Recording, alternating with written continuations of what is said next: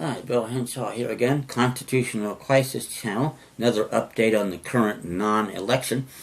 And this one's interesting in that the Vice President has been getting a lot of attention lately, which doesn't happen too often. Probably historically it should have a lot more. But with Trump being a novice and the first job he gets elected to as president, I mean, geez, what are you supposed to do there? You know absolutely nothing about it. Well, Pence has been around. That's the whole point of him being on the ticket in the number 2 position. He's going to have a heavy influence there.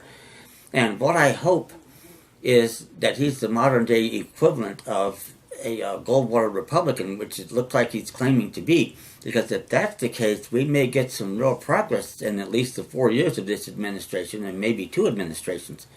So we'll see how that goes.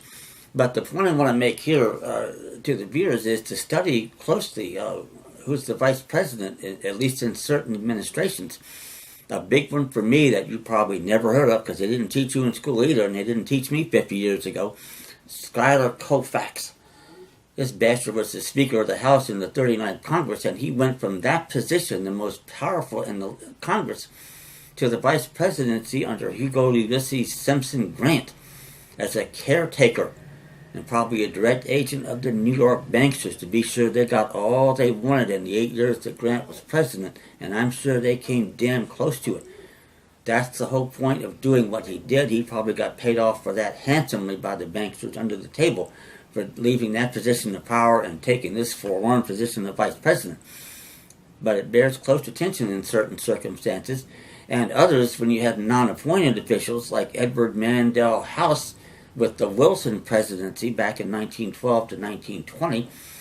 And my grandfather told me when I was growing up, and I wish I had paid more attention, that the joke was people were saying at the time, President House, not President Wilson, because he was the New York bankster's boy in Washington, and among his key jobs, and he completed it, was to get the Federal Reserve Act passed in 1913. That's a story for another day. You're going to love this one, and with the attack I have on the money system, you're absolutely going to love it. But that's a video for another day. But you look at the people behind the White House, and it sometimes paints a much different picture than what you see on the surface. It's very clever manipulating by the New York banksters and the people in power out of Harvard and Yale. This is how the system works or doesn't work, depending on your perspective. And I have a bit more to say on this subject, too, in another video later down the line. It'll be somewhat more detailed and give you examples of how it works.